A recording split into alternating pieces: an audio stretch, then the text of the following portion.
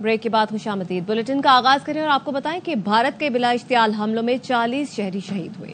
شہداء میں 7 خواتین اور 15 بچے شامل ہیں. 21 شہری زخمی ہیں. ISPR کا کہنا ہے کہ جواب میں پاکستان کی مسلح افواج کے مارکہ حق کے تحت آپریشن بنیان مرصوص کے دوران مسلح افواج کے 11 جوانوں نے جام شہادت نوش کیا، جن میں اسکواڈرن لیڈر عثمان یوسف بھی شامل ہیں. 78 جوان زخمی ہیں. صدر اور وزیر اعظم نے بلا اشتعال بھارتی حملوں میں شہید افراد کو خراج عقیدت پیش کیا ہے. صدر آصف زرداری کا کہنا تھا پاکستانی قوم اور مسلح افواج بھارتی جارحیت کے خلاف سیسا پلائی دیوار کی طرح کھڑے رہے. بہادر افواج نے ملک و قوم کا کامیابی سے دفاع کیا. آپریشن بنیانو مرصوص سے دشمن کا غرور خاک میں ملا دیا گیا. بھارتی جارحیت نے پاکستانی قوم کو مزید متحد اور مضبوط کر دیا. پاکستان کی بہادر افواج کسی بھی جارحیت کا جواب دینے کے لیے ہمہ وقت تیار ہے. وزیر اعظم شہباز شریف نے کہا کہ مارکہ حق میں افواج پاکستان نے بھارت کی عددی برتری کا غرور خاک میں ملا دیا. واضح کر دیا پرامن قوم ہیں مگر جارحیت کا جواب دینا جانتے ہیں. آپریشن بنیانو مرصوص اس کا ثبوت ہے. خطے میں دوسرے ممالک کی سالمیت کا احترام کرنا ہوگا. افواج پاکستان نے وطن کی حفاظت کا قوم سے کیا عہد پورا کیا. بہادر سپوتوں کی قربانیوں کو قوم کبھی فراموش نہیں کرے گی. شہدائے وطن کو بھولے ہیں نہ بھولیں گے. ان کے اہل خانہ کو تنہا نہیں چھوڑیں گے. نائب وزیر اعظم اسحاق ڈار کہتے ہیں جوہری آپشن کبھی میز پر نہیں تھا. امریکی وزیر خارجہ نے پیغام دیا بھارت لڑائی روکنے کے لیے تیار ہے. CNN سے انٹرویو میں اسحاق ڈار نے مزید کہا بھارت نے دیکھ لیا اس کے ساتھ کیا ہوا. اسے علم ہو گیا تھا کتنا سنگین نقصان ہو چکا ہے. یقین تھا ہماری صلاحیت اتنی مضبوط ہے کہ بھارت کو زمین اور فضا میں شکست دیں گے. سنتاس معاہدے کے خلاف جنگی اقدام تصور کیا جائے گا. وزیر دفاع خواجہ آصف کہتے ہیں پاکستان 30 سال سے دہشت گردی کا شکار ہے. دنیا کو فیصلہ کرنا چاہیے ہم پر لگے الزامات کی حقیقت کیا ہے. بھارت کے ساتھ دہشت گردی، پانی اور مسئلہ کشمیر مذاکرات کا ایجنڈا ہونا چاہیے. بڑے مسئلے ہیں. ایک تو ٹیررزم ہے، تاکہ ایک ہی دفعہ ساری دنیا جو ہے بین الاقوامی برادری جو ہے یہ فیصلہ کر لے کہ یہ ٹیررزم کا نشانہ پاکستان بنا ہے پچھلے 25-30 سال میں، یا جو ہم پہ الزام لگایا جاتا ہے اس میں کوئی صداقت ہے. دوسرا مسئلہ جو ہے کشمیر کا، یہ بھی مودی صاحب نے کہا ہے کہ جی اس پہ بات چیت ہونی چاہیے. لیکن ان کا اپنا نقطہ نظر ہے اور ہمارا نقطہ نظر جو ہے اس کی بنیاد جو ہے وہ اسلام کی قوم کی قرارداد ہے. تیسرا مسئلہ جو ہے وہ پانی کا ہے. میرا خیال ہے کہ اس کے علاوہ کوئی چوتھا مسئلہ مجھے نظر نہیں آتا. ہو سکتا کوئی اور بھی ہو. یہ 3 مسئلے جو ہیں مذاکرات کے لیے بالکل بن سکتے ہیں.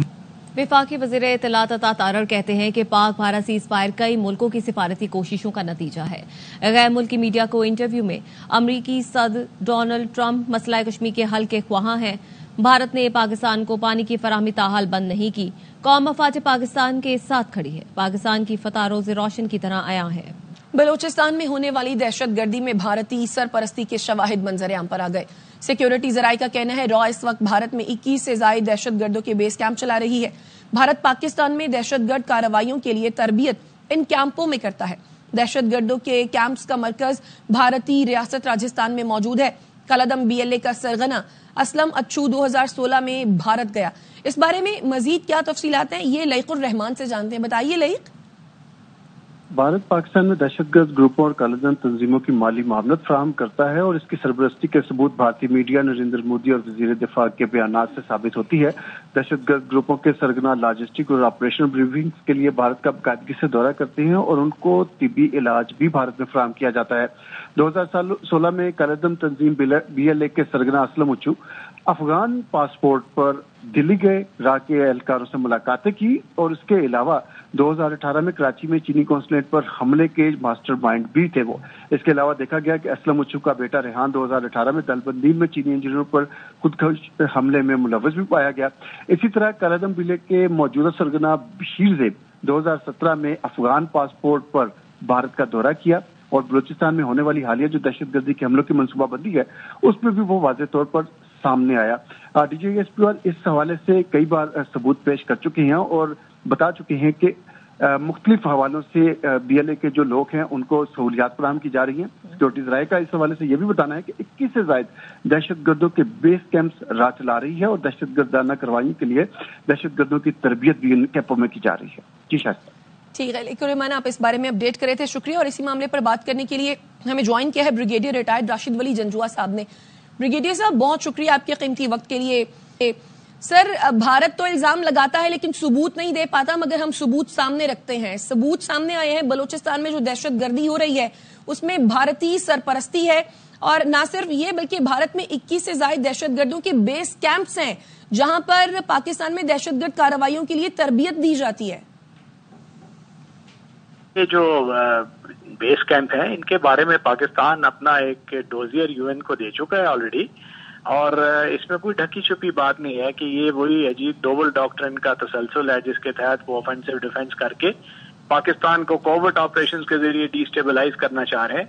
और ये जो अभी उन्होंने जंग इम्पोज की थी पाकिस्तान पे और उसमें उनके दांत खट्टे हुए हैं, इससे सबक सीखा है उन्होंने, मगर ऐसा लगता है कि अभी तक उन्होंने जो दहशतगर्दी की अपनी कार्रवाइयां थी वो ना उनका सिलसिला रोकने का कोई इनका इरादा है, क्योंकि जो प्राइम मिनिस्टर मोदी की तकरीर है जो इस हालिया जंग के बाद आपने सुनी, उसमें भी वो उसी इज़हार कर रहे हैं अपना थॉट का, जिसके तहत उन्होंने ये हम पे कोवर्ट ऑपरेशन जो है मुसल्लत किए हुए हैं।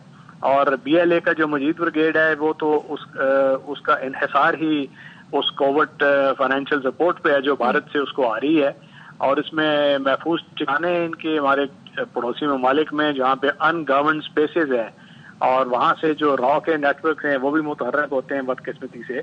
और इसका जो ओवरऑल एक मंबा है वो भारत की तरफ से उनका जो रॉ स्पॉन्सर्ड ये सपोर्ट नेटवर्क है, तो ये पूरा एक नेटवर्क है जिसको हमने कई मरतबा इंटरनेशनल कम्युनिटी के सामने रखा है। तो ब्रिगेडियर साहब, आप नहीं समझते कि जो डोसियर हमने भारत को दिया है वो भारत को दिए जाने के अलावा अक़वाम मुत्तहिदा में भी उसको डोसियर को दिया जाना चाहिए, इसके साथ साथ इंटरनेशनल मीडिया को बुलाकर भारत को एक्सपोज किया जाना चाहिए?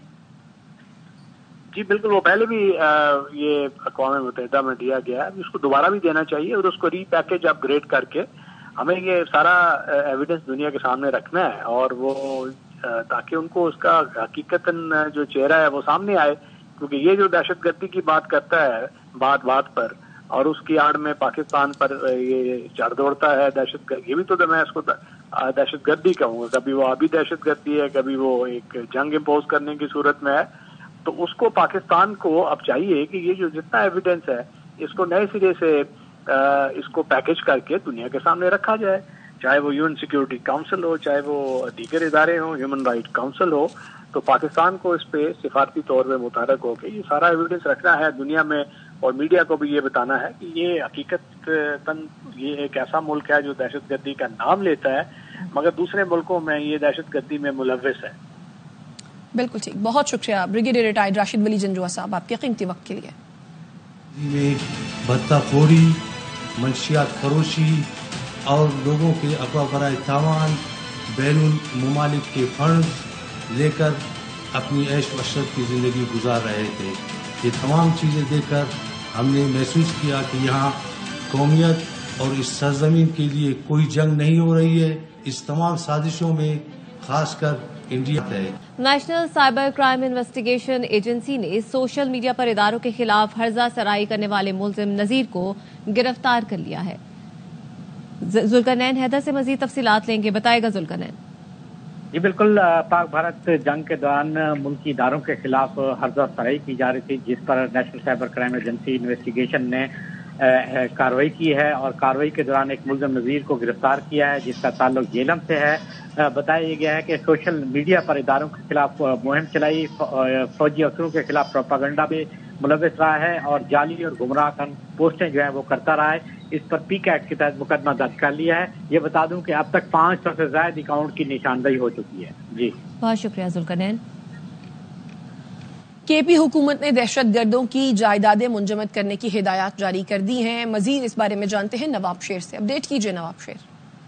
जी बिल्कुल, खैबर पख्तूनख्वा हुकूमत ने दहशतगर्दों और उनके सहूलतकारों के खिलाफ बड़े पैमाने पर कार्रवाई करने का फैसला किया है और इस सिलसिले में सूबाई एक्शन प्लान के तहत तमाम डिवीजनल और डिप्टी कमिश्नर को दहशतगर्दों की जायदादें मुंजमद करने की हिदायत की है, जबकि महकमे दाखिला ने तमाम डिवीजनल और ڈپٹی کمشنر کو جو ہے مراسلہ بھی جاری کر دیا ہے، جس میں دہشت گردوں اور ان کے سہولت کاروں کے خلاف کارروائی کرنے کا بھرپور فیصلہ کیا گیا ہے، جبکہ دہشت گردوں کے تمام نیٹ ورک بھی فوری طور پر ختم کرنے کی جو ہے وہ ہدایات جاری کر دی ہے، جبکہ مراسلے کے مطابق دہشت گردوں کے خاندانوں کی معلومات نادرا سے حاصل کی جائے گی اور روابط ثابت ہونے پر جو ہے ان کے خلاف کارروائی کی جائے گی۔ اسی طرح محکمہ داخلہ نے سرکاری ملازمتوں میں موجود دہشت گردوں کے رشتہ داروں کی بھی جانچ پڑتال کرنے کا فیصلہ کیا ہے اور بہت شکریہ نواب شیخ۔ سطح پر دہشت گردوں کا ڈیٹا اکٹھے کرنے سے متعلق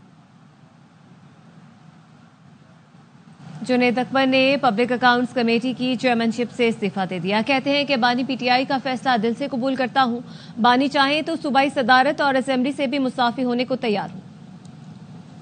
آپ نے دے دیا؟ بالکل، میں نے برسک گور صاحب کے حوالے کیا ہے اور جو بھی پارٹی کا فیصلہ ہوگا، جو بھی خان کا فیصلہ ہوگا، انشاءاللہ تعالی میں ایک منٹ اس پہ نہیں سوچوں گا اور خان صاحب کے فیصلے کے ساتھ میں اسے دل سے قبول کروں گا اور انشاءاللہ تعالی اس کوئی بات نہیں، یہ عہدے میرے لیے کوئی اہمیت حیثیت نہیں رکھتے۔ خان صاحب اگر چاہے تو صدارت بھی میں دینے کو تیار ہوں، خان صاحب چاہے تو اسمبلی سے استعفیٰ دینے کو بھی تیار ہوں، خان صاحب کا جو بھی فیصلہ ہوگا وہ ہوگا۔ امریکی صدر ڈونلڈ ٹرمپ مشرق وسطی کے اہم دورے پر سعودی عرب کے دارالحکومت ریاض پہنچ گئے۔ شاہ خالد ایئرپورٹ کے رن وے پر ولی عہد شہزادہ محمد بن سلمان نے خود ان کا استقبال کیا، اعلی حکام سے امریکی صدر کا تعارف کرایا۔ طیارے سے ایئرپورٹ کے وی آئی پی لاؤنج تک روایتی بنفشی قالین بچھائے گئے۔ رائل نیوی بلو سوٹ میں ملبوس صدر ٹرمپ نے بنفشی رنگ کی ٹائی لگا رکھی تھی۔ معزز مہمان کی روایتی قہوے سے تواضع کی گئی۔ امریکی صدر کو شاہی محل میں باقاعدہ استقبالیہ دیا گیا۔ شاہی محل آمد پر مسلح افواج کے چاق چوبند دستے نے صدر ٹرمپ کو سلامی دی۔ دونوں ملکوں کے قومی ترانے بجائے گئے۔ سعودی کابینہ کے ارکان اور دیگر اعلی حکام نے فردن امریکی صدر سے مصافحہ کیا۔ 2017 میں بھی صدر ٹرمپ نے سعودی عرب سے ہی غیر ملکی دورے کا آغاز کیا تھا۔ امریکی صدر سعودی قیادت سے ملاقات اور خلیج تعاون کونسل کی خصوصی اجلاس میں شریک ہوں گے۔ وزیر اعلیٰ Punjab Maryam Nawaz Lahore development plan project دیکھتے دیکھتے سبزی کی دکان پر پہنچ گئی۔